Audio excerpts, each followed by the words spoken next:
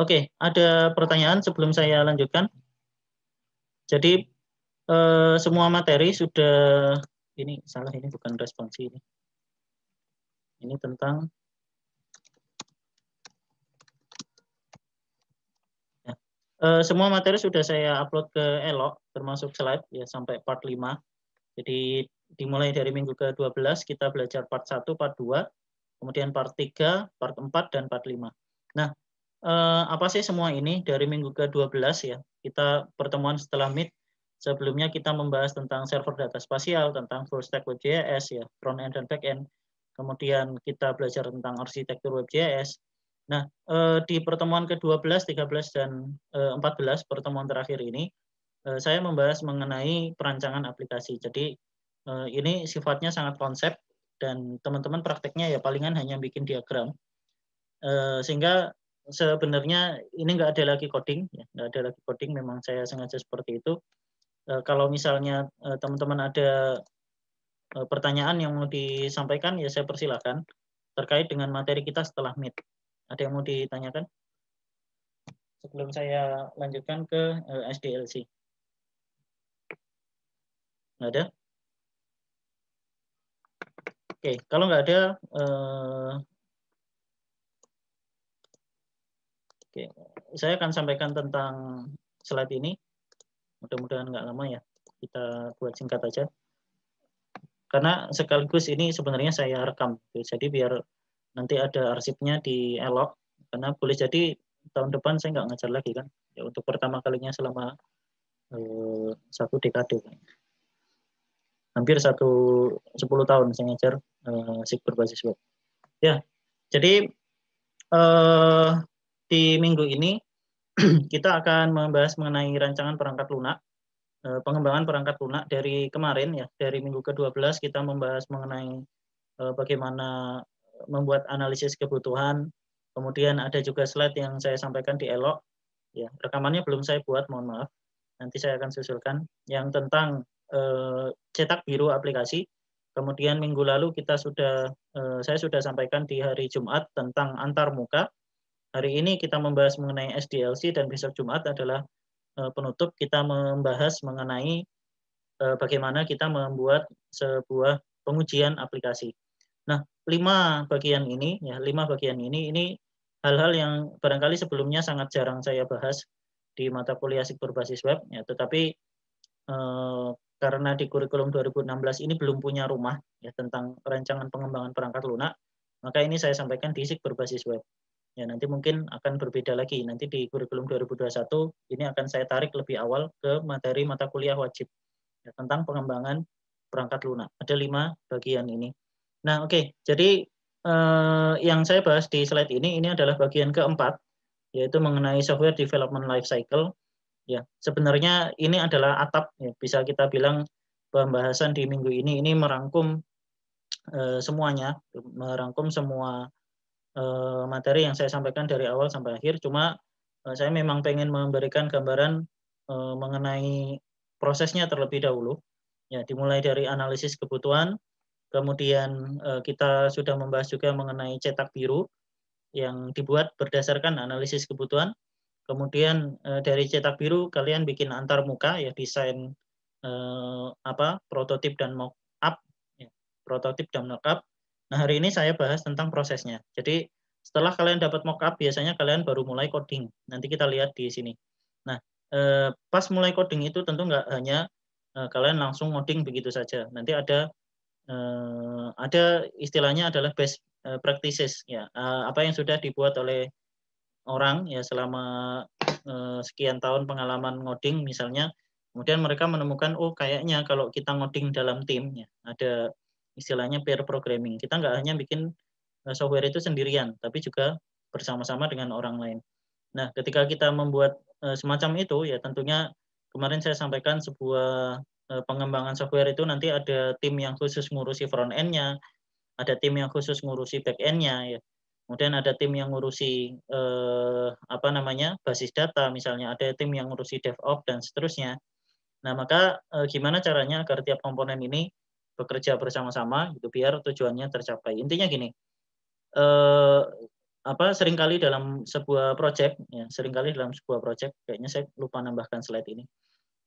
Kita punya deadline, ya, project apapun, kita punya deadline, kemudian kita punya goal, tujuan apa yang diminta oleh si customer kita atau klien kita. Ya, di video yang tadi saya sampaikan ada analogi semacam itu. Semuanya berawal dari customer. Ya, klien kita pengen apa? Ya, misalnya BIG minta dibuatkan webgis tentang ini, atau kemudian Pemda ini minta dibuatkan ini. Nah, itu klien kita. Kita punya deadline misalnya 3 bulan. Nah, gimana caranya kita menyelesaikan fitur-fitur yang dia minta dalam waktu 3 bulan itu, ya, dengan tim yang terbatas.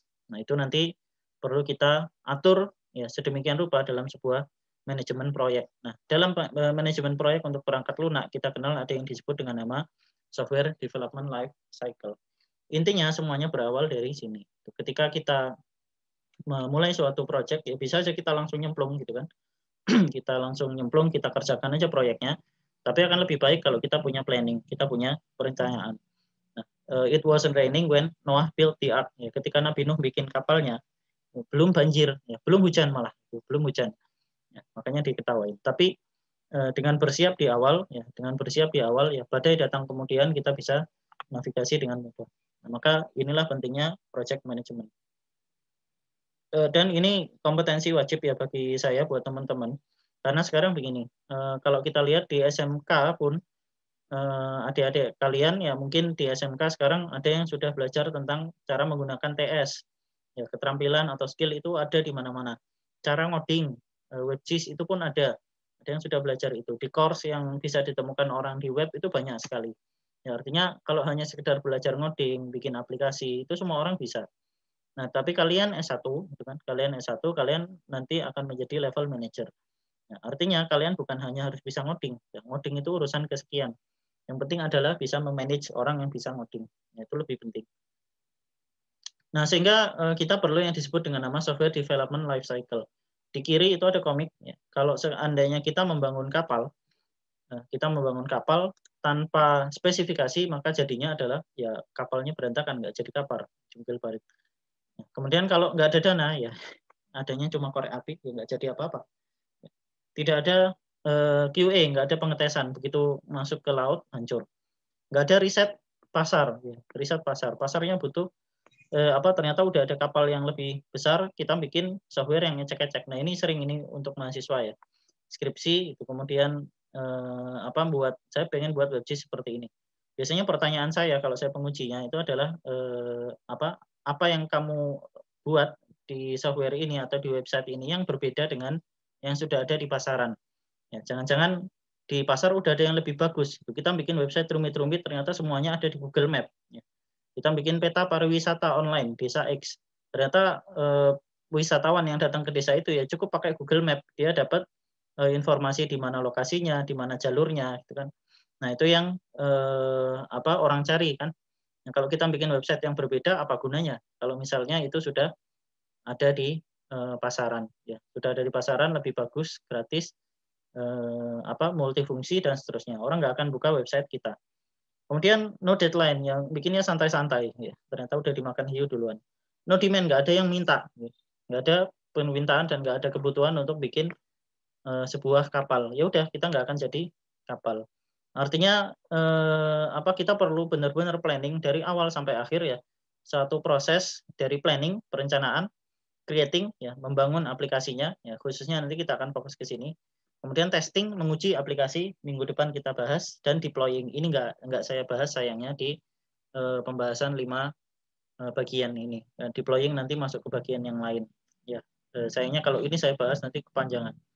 Nah, sehingga SDLC ini mendefinisikan bagaimana sih sebenarnya kita punya project semacam ini. Kita pengen bikin sebuah website tentang pemerintah desa misalnya. Maka kita nggak hanya langsung bikin. Ada perencanaan yang kita perlu lakukan. Ada deadline yang harus kita temui. Kemudian ada tim yang harus kita berdayakan.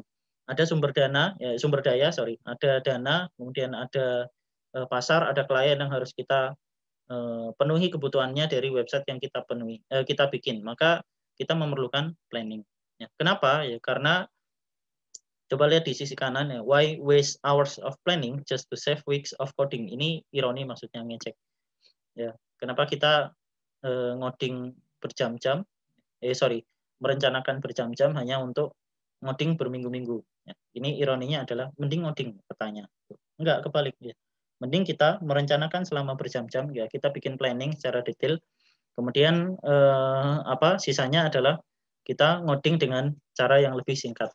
Nah, itu pentingnya SDLC. Kita punya alur, ya kita punya planning, kita punya analisis siapa yang membutuhkan softwarenya, alurnya bagaimana, ini diklik muncul apa, misalnya kemarin kita membahas mengenai desain, mengenai UI dan UX.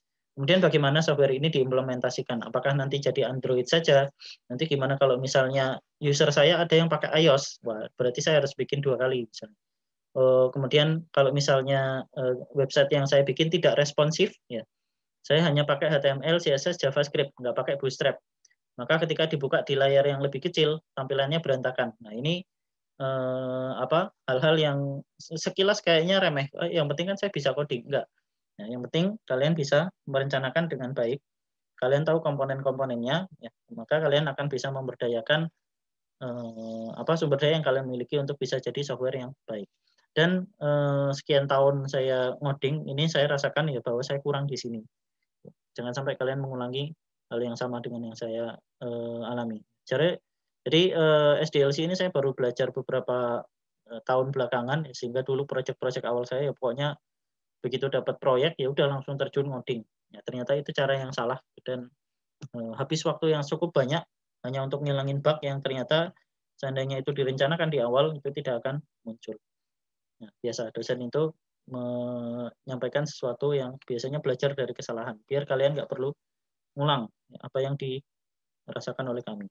Nah, ini ada 6 fase. Jadi biasanya nggak hanya 6, ya biasanya nggak hanya 6, ada yang nyebutkan 6, ada yang nyebutkan banyak, beberapa ya. Intinya saya pilih ini karena ini kayaknya cukup mewakili dan cukup simpel dibandingkan yang lain ya. Yang pertama analisis, masih ingat ya, analisis kebutuhan. Kemarin ada 3 macam, ada analisis bisnis requirement ya, kemudian ada user requirement dan ada system requirement. Dari hasil analisis kita bikin desain, UI, UX-nya, alurnya, cetak biru aplikasinya dan seterusnya. Ya, sistem arsitektur sistem dan UI, UX. Kemudian development, kita bikin aplikasinya ya, UI, UX nanti urusannya front end, arsitektur sistem nanti dibikin oleh back end dan project manager. Nah, jadi disinilah tahap ngodingnya, development. Ya, kemudian kita uji aplikasinya, kita lakukan testing. Testingnya nanti ada beberapa macam yang akan saya sampaikan minggu depan, insya Allah. Jumat besok, insya Allah. Kemudian deployment kita pasang di sistemnya, kita pasang di server, kita pasang di mesin yang kita inginkan, kita upload di Google Play, misalnya kalau di APK. Ya, kemudian maintenance, kalau ada error, kalau ada bug kita benerin. Nah, ini adalah software development life cycle. Kenapa namanya life cycle? Ya. Kenapa namanya life cycle? Karena ini sebenarnya nggak satu alur, tapi iteratif, berputar. Nanti ada lagi ketika kalau kalian lihat QGIS misalnya ya, QGIS itu nggak stagnan. Begitu selesai satu, kemudian berhenti, enggak. Nanti orang bikin software baru, enggak. Ada perbaikan, ada fitur yang diminta oleh orang, maka kita bikin lagi dari awal. Ya, kita perbaiki fitur yang sudah ada, kita tambahkan, kemudian kita rilis versi baru. Nah, itu tahap-tahap software development. Ya, saya sampaikan ini karena saya expect bahwa nanti di masa yang akan datang teman-teman akan familiar dengan startup ya yang sifatnya berbasis teknologi semacam ini, berbasis coding. Kalian mungkin nggak punya basic coding yang kuat karena kita orang geodesi. Ya, tapi kalian punya satu pemahaman yang penting yang jarang dimiliki oleh orang-orang coding, yaitu pemahaman tentang betapa pentingnya data spasial. Nah, itu bisa kalian jual. Kalian punya ide tentang, wah saya punya ide tentang data spasial seperti ini. Mungkin kalian nggak bisa ngoding, tapi kalian bisa ngumpulin orang ya, yang punya keahlian ini. Kalian bikin manajemen proyek yang baik.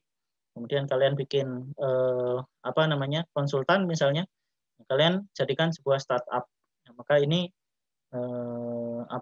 bayangan satu profesi yang bisa kalian ambil ya, bukan hanya lulus, pokoknya targetnya masuk ke BIG, masuk ke BPN, masuk ke LAPAN, kalian bisa bikin lapangan kerja sendiri.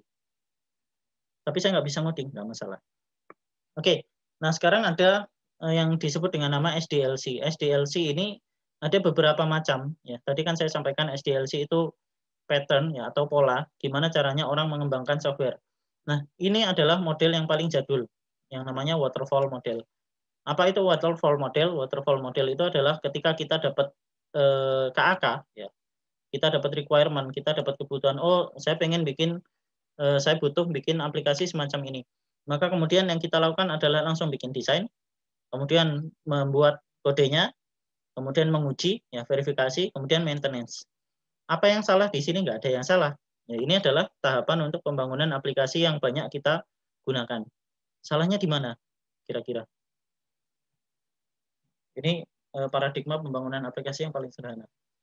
Ada yang tahu salahnya di mana? Saya pernah ngajar seperti ini dan ternyata mahasiswanya udah paham tentang konsep-konsep SDLC. Wah, senang sekali. Ada yang tahu? Oke, saya sampaikan. Ketika kita ngoding, kita perlu selalu mengecek antara hasil yang kita buat, hasil codingan kita dengan desain awal yang kita bikin, apakah itu sesuai dengan desainnya, dan apakah desainnya sesuai dengan kebutuhan pengguna. Jangan-jangan ketika saya udah bikin antar mukanya saya udah bikin, ada tombolnya, ya ada menunya, ada petanya segala macam. Begitu saya berikan ke pengguna, ya ini udah pengujian, kemudian langsung maintenance.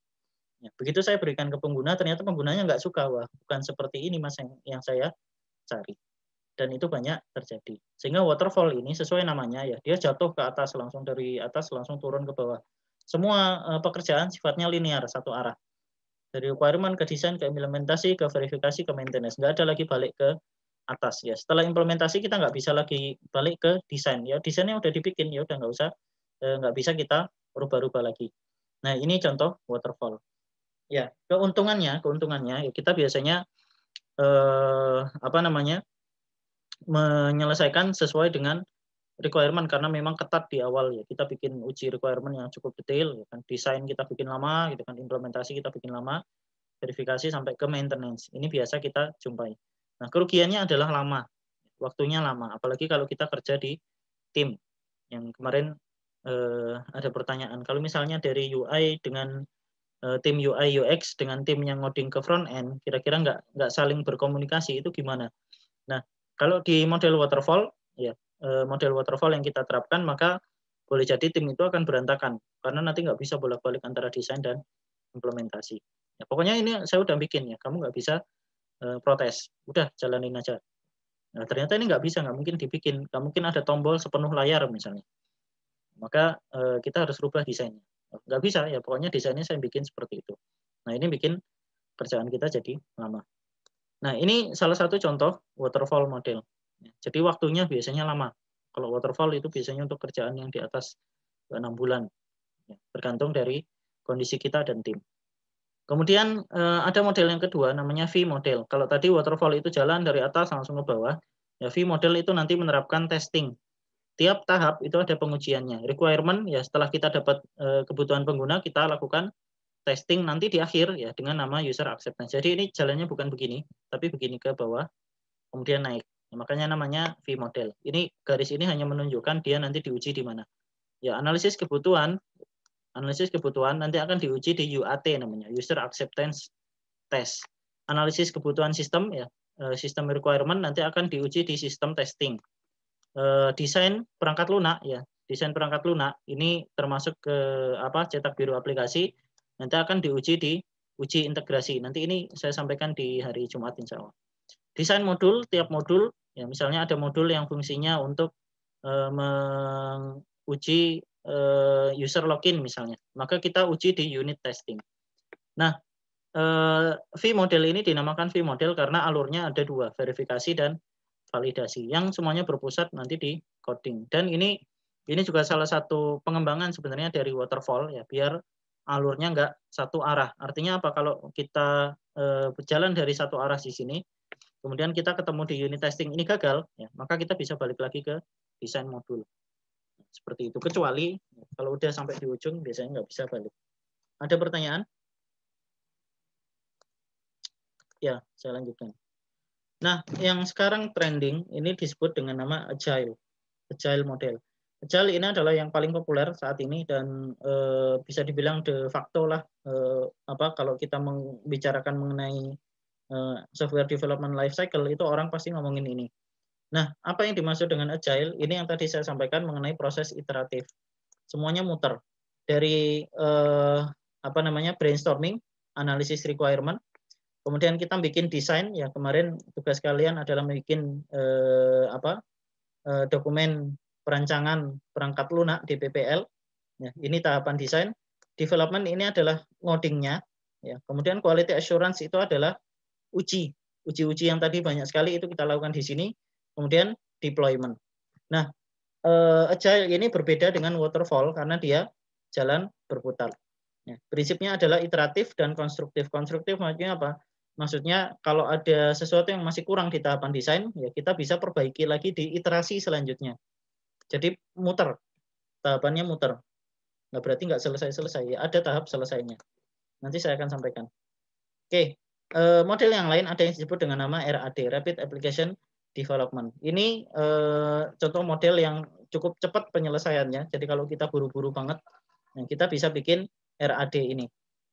Pusatnya ada di sini, di prototip. Jadi kita bikin prototipnya sampai bagus. Ya, kita bikin prototipnya sampai bagus, sampai disetujui oleh user. Ya, kita uji ke pengguna, kemudian kita perbaiki kalau ada error, baru kemudian kita ngoding. Nah, ini Rapid Application Development. Saya nggak akan jelaskan panjang ya tentang ini. Waktunya nggak cukup.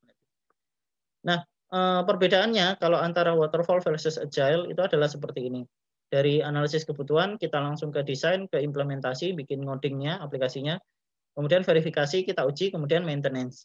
Nah, kalau ada error, kita perbaiki. Maka berbeda dengan agile. Yang di sini ada proses yang iteratif. Testingnya kita lakukan berulang-ulang, sampai beberapa kali. Sampai aplikasi itu secara bertahap menjadi suatu yang baik. Nah, ini waterfall versus agile. Ini adalah poin-poinnya. Saya nggak perlu jelaskan semuanya ya. Nanti kalian baca aja sendiri. Saya biasanya jarang jelasin kalau satu slide isinya teks semua, tapi ini penting. Nah, kurang lebih seperti ini. Kalau agile kita ada yang disebut dengan nama satu iterasi ini disebut dengan nama sprint. Ya, satu iterasi ini disebut dengan nama sprint, di mana tiap sprint itu kita membuat satu fitur tertentu. Ya, fitur-fitur tertentu kita bikin misalnya dalam waktu 1 minggu. Seminggu ini kita bikin apa? Ya udah gini yang kita bikin. Di desain, ya kita build, kemudian sampai ke rilis. Kemudian kita uji. Oh ternyata ini udah berhasil. Ya udah kita lanjut ke sprint selanjutnya, lanjut ke sprint selanjutnya. Sehingga kalau ada error kita perbaiki di tiap tahap. Dan ini benar-benar bisa sangat cepat karena kita membatasi waktunya. Oh ya udah seminggu. Nah, maka seminggu itu harus jadi. Nah, beda dengan waterfall. Ya, waterfall kita buat dari awal semuanya sampai ke rilis. Kalau udah rilis ya udah nggak bisa balik lagi. Nah, kalau perbedaan antara RAD ya Rapid Application Development dengan Agile, perbedaannya adalah kalau di RAD kita pakai prototip. Di Agile kita tidak pakai prototip. Maksudnya gini, kalau di Agile kita bikin sebuah software yang fungsinya A, B, C, D, E, ya, fungsinya A, B, C, D, E, maka kita nggak langsung bikin semuanya. Kita hanya bikin A, B dulu, kemudian sprint kedua kita bikin B, C, kemudian sprint ketiga kita bikin D, E. Itu Agile. Tapi kalau RAD, A, B, C, D, E kita selesaikan semua fitur yang diminta kita selesaikan. Ya, tapi apa sifatnya adalah prototip. Sifatnya prototip. Ada yang bolong-bolong. Nah, nanti itu kita lengkapi di iterasi selanjutnya. Nah, sehingga di RAD pada tahap awal itu boleh jadi fiturnya masih banyak bug. Nah, tapi ada semua. Di Agile fiturnya hanya ada 2, tapi dia udah selesai. Nah, terserah kalian nanti mau pilih yang mana. Ada pertanyaan? Nah, Agile sendiri ada beberapa subset ya, ada beberapa model. Di antaranya yang terkenal ada 2, ada Scrum dan ada Kanban. Kalian cukup tahu saja bahwa ada 2 istilah ini. Scrum itu nanti sifatnya iteratif, Kanban itu sifatnya nanti iteratif dengan menggunakan papan. Kayak gimana sih? Nah, ini Kanban namanya. Jadi kita bikin isu, kita bikin pemetaan isu-isu, apa yang akan kita bikin? Oh, fitur A, fitur B. Ini ada tombol yang harus bisa digunakan untuk login pengguna. Kemudian kalau ini udah selesai kita bikin, kita pindahkan ke work in progress atau WIP istilahnya. Kalau ini udah selesai kita validasi, kita pindahkan ke validate. Kalau udah selesai maka kita tandai dia sebagai komplit. Nah, kalau misalnya ada pada saat kita validasi kemudian ada sesuatu yang error, ya, maka kita bikin backlog baru. Kita bikin isu baru. Oh, ini ternyata ada yang perlu diperbaiki.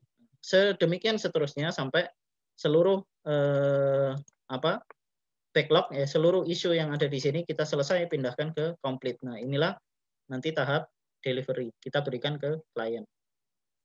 Sorry ya kalau penjelasan saya terlalu teoritis banget. Nah, kemudian ini Scrum. Ini yang sering saya gunakan. Ada yang disebut dengan nama sprint. Jadi sebenarnya tampilannya sama seperti ini. Ya, ada backlog, kemudian ada WIP, ada validate. Sama, ada papan-papan juga. Ya, bedanya adalah kalau dalam Scrum kita bisa geser ini balik. Ya, gampangannya begitulah. Pada saat validasi, oh ini masih kurang, kita balikin lagi ke sini. Sehingga itu kemudian kita perbaiki. Ini hanya masalah istilah dalam bagaimana kita menyusun dan menyelesaikan agile tadi. Yang penting konsepnya sama, semuanya ada iterasi. Ya, semuanya ada sprint, ada tahapan-tahapan yang di tahapan itu kita menyelesaikan fitur-fitur tertentu. Nah, ini contoh agile dengan menggunakan Scrum yang kemarin sempat saya sampaikan. Saya pakai ini untuk tim yang mengerjakan QKKP QJS. Ada requirement, ya, kemudian ada desain, kita bikin desain antarmuka, desain cetak biru aplikasinya, back-end-nya nanti pakai apa. Kemudian kita ngoding, ada QA, quality assurance, kemudian setelah selesai, kita berikan lagi ke BPN untuk iterasi.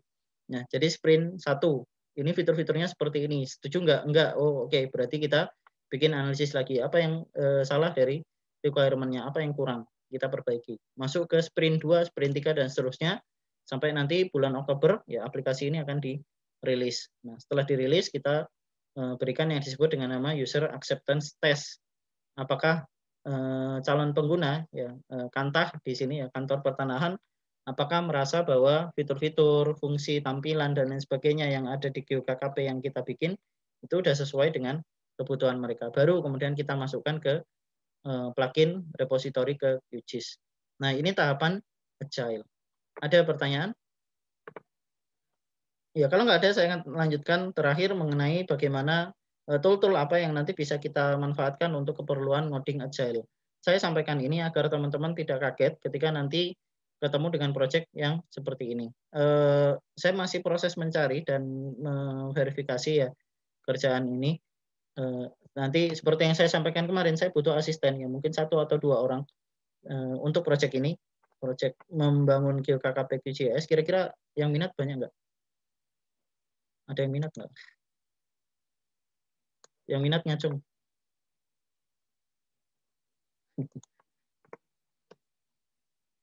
Ya, nanti barangkali selain ngodingnya ya, yang nanti akan saya sampaikan juga adalah tentang ini ya, tentang SDLC. Ya, ini cukup penting untuk dipahami dan dipelajari, dan nanti ya insya Allah kalian juga akan kerja dengan kakak angkatan kalian yang benar-benar udah kerja di bidang ini, pembangunan aplikasi ya. Dan ya kalau kalian pernah dengar namanya Mas Ismail Suni, ya salah seorang developer QGIS dari Indonesia aktif, ya, sekarang yang dulu juga sempat ngoding juga bareng saya. Nanti kita akan kerja bareng orang-orang ini. Jadi mudah-mudahan nanti saya akan seleksi dulu untuk ininya, untuk siapa yang nanti akan ini. Nanti saya akan buka pendaftarannya mungkin ya 2 minggu lagi lah. Karena kami masih ngerapiin beberapa dokumen dasar dengan BPN dulu. Ya, jadi ini adalah beberapa toolset yang nanti akan kalian jumpai kalau kalian kerja bareng dengan tim yang ngoding bareng gitu kan. Jarang sekarang kita bikin aplikasi kemudian sendirian dari awal sampai akhir ya, full stack. Luar biasa. Salah satu skill yang nanti dicari oleh pemberi kerjaan itu adalah kemampuan kerja bareng, kolaboratif. Ya, kerja bareng termasuk ngoding tapi bareng-bareng gimana caranya. Nah, itu nanti kalian jumpai di sini. Nah, yang pertama ada Atlassian Jira. Ini yang cukup populer dan saya kira hampir semua yang pakai Agile itu pakai ini. Kita lihat ini Scrum. Ya, ini Scrum. Ada to do, apa saja yang akan dikerjakan. Ya, kita bikin isu yang dikerjakan ini. Kita perlu bikin fitur ini nih. Ya, kemudian fitur yang lain. Yang ditugaskan siapa. Kemudian ini masuk ke kategori apa? Apakah ini bug? Ya, apakah ini fitur yang akan ditambahkan? Apakah ini enhancement misalnya? Oh ini nggak masuk ke request mereka, tapi kayaknya ini bisa kita masukkan ke dalam perbaikan misalnya. Mereka nggak minta ini, tapi kita masukin aja bonus misalnya. Kemudian in progress yang sedang dikerjakan sekarang. Misalnya di sini ada 5 isu, ya, 5 isu di satu backlog ini, maka kemudian 4 udah selesai. Nah, berarti tinggal 1 misalnya. Dan seterusnya. Kemudian code review ini namanya bisa code review, bisa testing, bisa verifikasi. Ya nanti berarti kode yang ada di sini ini sedang dicek, sedang dilihat, sedang sedang diuji, ya unit testing dan acceptance testing misalnya, untuk kemudian setelah selesai, ya semuanya selesai nanti masuk ke sini. Ini bisa dipindah-pindah, jadi ini saya pindah ke sini, ini saya pindah ke sini, ini mundur lagi juga bisa karena ini Scrum ya kan, bisa bolak-balik. Nah kemudian baru kita rilis setelah satu draft ini selesai. Nah Atlassian Jira ini gratis, ya gratisnya tapi sangat terbatas ya, hanya untuk beberapa orang. Aslinya berbayar. Tapi perusahaan-perusahaan besar sekarang semuanya punya ini, punya Atlassian Jira ini dan mereka punya versi yang berbayar. Nah ini contohnya yang Atlassian Jira. Kalau kalian tahu software, ya pasti ada versi 1, versi 1.2, 1.3, 1.5 dan seterusnya. Nah, maka kita bisa memanage ya rilis ini itu change log istilahnya biasanya. Kalau kalian ngikuti QGIS ya, ada namanya change log. Nah, di versi 1.2 nanti ada perbaikan untuk bug ini dan ada penambahan fitur ini. Kemudian ada enhancement seperti ini, ada tampilan yang berubah, ada tombol yang hilang dan seterusnya. Itu namanya change log. Nah, kita bisa monitor ya berdasarkan cara pembangunan software dengan menggunakan agile seperti ini. Ya, tiap rilis kita bikin rilis baru, itu kita akan punya versi 4 itu seperti ini. Versi 3 nggak jadi saya rilis karena masih ada bug yang terlalu banyak. Ya, saya rilis nanti perbaikan kita kerjakan di versi 4 dan seterusnya. Nah, makanya kalau kalian lihat QGIS, QGIS itu ada pola rilisnya. QGIS itu dirilis dalam setahun itu dirilis 3 kali. Dalam setahun dirilis 3 kali. Pokoknya tanggalnya bulan Februari, bulan ini akan ada rilis QGIS baru. Nah, sehingga fitur-fitur baru itu selalu bisa kalian jumpai secara up to date. Itu contoh yang bagus menurut saya ya dari pembangunan aplikasi. Dan QGIS itu ya kerjaan teman-teman kita sendiri juga. Alumni kita ada yang ikut juga di situ. Ya saya dulu juga ikut di situ ya, kemudian saya pensiun. Nah sekarang yang aktif, yang sangat aktif itu ya Mas Ismail Suni itu dari Indonesia yang ikut bareng teman-teman pengembang untuk QGIS. Dan saya sangat berharap sebenarnya dari QDC ada. Ya, Mas Suni itu dari ITB. Sehingga ya paling nggak ada estafetnya lah. Setelah sekian tahun saya nggak ada yang lanjutin saya. Kemudian, nah ini contoh yang lain ada GitHub Project. Ya, kalau kalian ada yang pernah dengar GitHub atau sudah pakai GitHub? Nggak ada. Adakah yang udah pakai GitHub? Inan, oke, good. Ya, GitHub ini orang sering salah paham ya. Salah pahamnya adalah biasanya kalau di kita GitHub itu dipakai untuk deployment, untuk masang website. Ya, itu hanya salah satu fiturnya saja. Sebenarnya GitHub itu adalah untuk kolaborasi, ngoding bareng-bareng. Nah, nanti kalian bisa cari repository ya di GitHub itu namanya ya QGIS misalnya, itu semua kode QGIS ada di situ. Ya. Kalau mau nanti kalian lihat GitHub saya. GitHub itu juga bisa dipakai untuk ya semacam CV. Jadi kalau saya nge-apply S3 biasanya saya cukup ngasih link GitHub saya, nanti profesornya akan ngecek ini kode yang sudah pernah saya bikin, ya, berapa kali saya ngoding, bahasa apa yang saya kuasai, ya, kualitas kodenya seperti apa, apakah dia pakai komen atau enggak, itu bisa dilihat semua dari GitHub itu. Nah ini contohnya, contoh untuk membuat aplikasi smart tractor, ya, untuk misalnya untuk precision farming. Nah, kita bikin backlog tentang data dari citra satelit. Ya, maka ini isunya adalah bagaimana caranya fiturnya adalah memanggil data dari citra satelit. Ya, kemudian kita bikin antarmuka UI untuk membuat landing page misalnya, halaman pertama yang nanti akan dibuka oleh si user ketika dia membuka aplikasi tersebut. Kemudian kita bikin CSV misalnya, petaninya punya data CSV, maka kita bisa upload CSV-nya tersebut. Ternyata error. Nah, ini adalah bug-nya. Kita masukin ke backlog. Ini daftar hal-hal yang harus dikerjakan. Kita pindahkan ke sini, thread misalnya.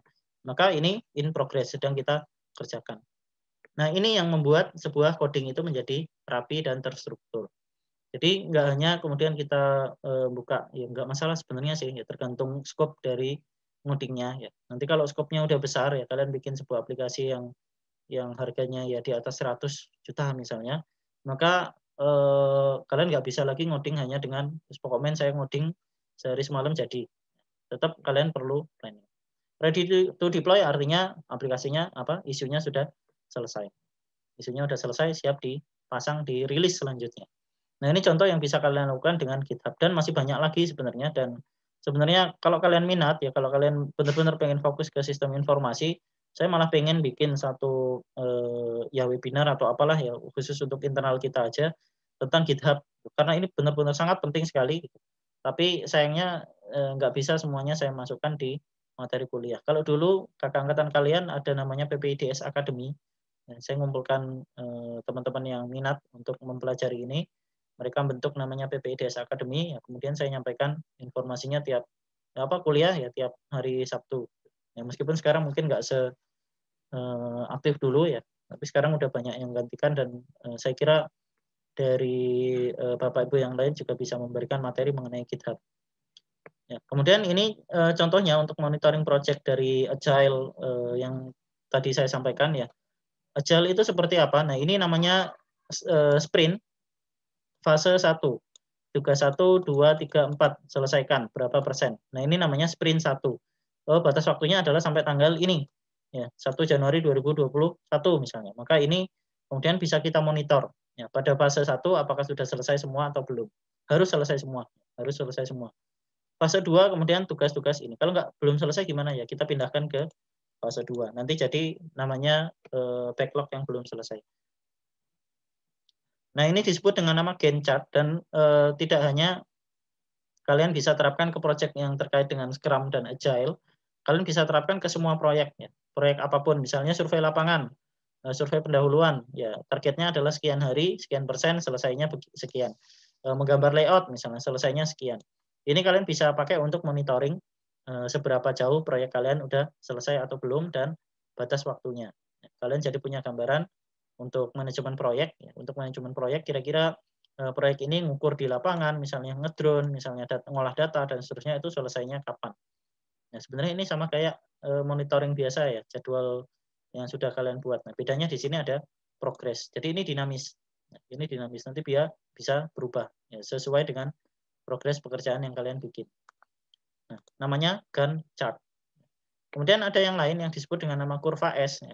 Disebut kurva S karena bentuknya S seperti ini. Nah, kurva S ini menggambarkan rencana. Yang merah ini adalah rencana, yang hijau ini adalah progres. Rencana dan progres. Jadi di bagian bawah kita bisa lihat rencananya di bulan Januari kita selesai 5%.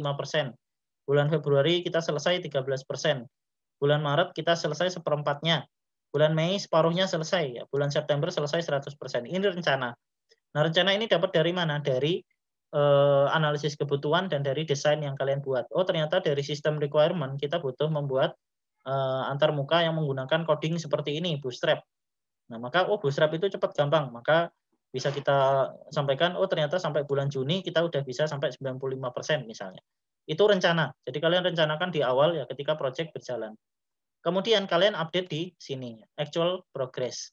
Oh, ternyata ketika mulai ngoding ternyata lebih gampang ya, ternyata lebih gampang. Jadi yang tadinya ditargetkan 5% bulan Januari ternyata selesainya 6% dan seterusnya.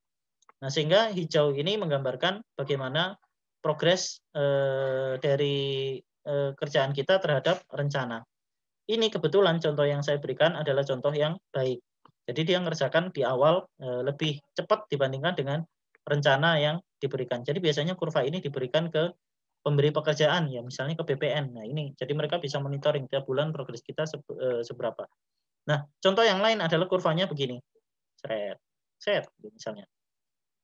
Januari, Februari, Maret, April ngodingnya males-malesan itu sehingga fiturnya ketinggalan ya. Mestinya bulan Mei itu udah 41% ternyata masih 15% ya misalnya, atau 20%. Nah, kemudian udah ditagih sama pemberi kerjaan, ya deadline, kemudian dia naik, seret. Ini yang sering terjadi. Nah, at least apa, kurva S ini bisa menggambarkan seberapa jauh progres kita dibandingkan dengan rencana yang sudah kita bikin di awal. Kalian harus pinter-pinter planning. When something can go wrong, it will. Ya, saya nyampaikan ini, tapi saya sendiri nggak terlalu bagus planningnya. Nah, yang terakhir ada yang disebut dengan nama burn down. Ini kebalikan dari kurva S. Jadi di awal kita bikin kalau kurva S tadi 100%-nya di akhir. Oh, ini sudah tercapai di bulan September misalnya. Nah, maka burn down itu bukan dilihat dari waktunya ya, tapi dilihat dari tugasnya, daftar tugas. Kita punya 100 fitur di sini yang perlu diselesaikan. Yang udah diselesaikan berapa? Ini yang warna merah. Yang udah diselesaikan yang warna merah. Sehingga ini adalah progres dari fitur-fitur yang belum selesaikan. Sisa kerjaannya adalah sekian sampai ke bulan ke-12 misalnya. Sampai ke bulan 12, sisa kerjaannya mestinya udah 0. Nah, maka kemudian di actualnya di bulan 1 kalian kerjakan, oh ternyata lebih sedikit dibandingkan dengan rencana. Ya, saya rencananya bulan Januari menyelesaikan 5 fitur, ternyata hanya jadi 4. Nah, artinya kurang. Nah, maka kita bisa monitoring. Kalau kurvanya di bawah, artinya progres dari tim kita kurang. Kita perlu genjot, ya, sehingga jadinya begini, misalnya. Nah, ini burn down chart. Ya. Hampir sama seperti kurva S, tapi lebih menonjolkan ke fitur yang sudah berhasil diimplementasikan. Kalau yang ini lebih ke waktu. Ya, apakah waktu ini sesuai dengan fitur yang kita inginkan. Nah, kurang lebih seperti itu. Ya, saya berikan satu contoh soal ujian ya. Dengan menggunakan MS Excel, ya, misalnya saya bisa pakai soal ini beneran, bisa nggak? Buat simulasi kurva S untuk proyek pembangunan WebGIS. Waktu pengerjaannya 1 bulan, tahapannya mengikuti pembangunan aplikasi metode Scrum. Jadi ada desain aplikasi, ya ada analisis kebutuhan, ada desain aplikasi, kemudian ada coding, ya ada testing, ada pengujian, kemudian ada delivery, deployment. Nah, misalnya seperti ini. Kemudian kalian buat simulasi. Kenapa simulasi? Karena kurva S kan mestinya terupdate di tiap bulannya, ya kan? Kalian tinggal bikin semacam ini sebenarnya. Nah, sehingga dengan demikian kita bisa merancang ya proyek itu dari awal sampai akhir ya, WebGIS ini selesainya nanti seperti apa. Ya, ingat balik lagi ke mengapa kita perlu planning, mengapa kita perlu perencanaan. Ya, karena kita nggak akan bisa tahu apa yang akan terjadi nanti. Jadi sebaiknya ketika kita dapat kerjaan tentang coding, kita rapikan dulu semuanya di awal. Oke, itu yang saya sampaikan terkait dengan perancangan aplikasi. Saya kira cukup ya. Ada pertanyaan?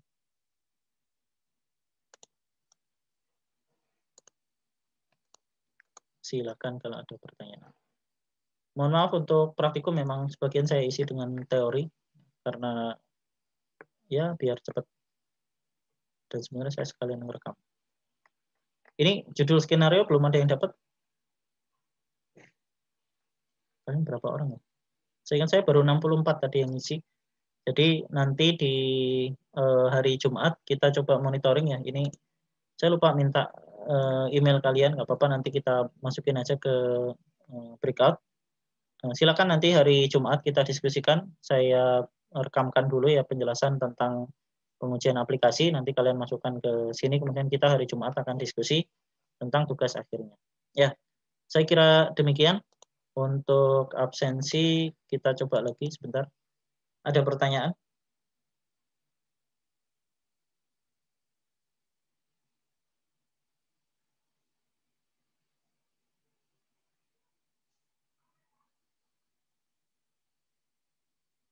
Sebentar.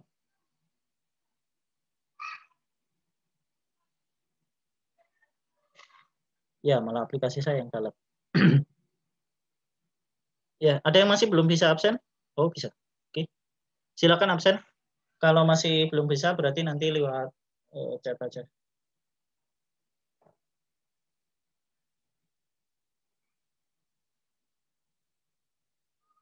Ya, sebelumnya saya mohon maaf sebenarnya kalau memang saya padatkan materi untuk Sigbab ini cukup banyak materi yang baru dibandingkan dengan tahun-tahun sebelumnya.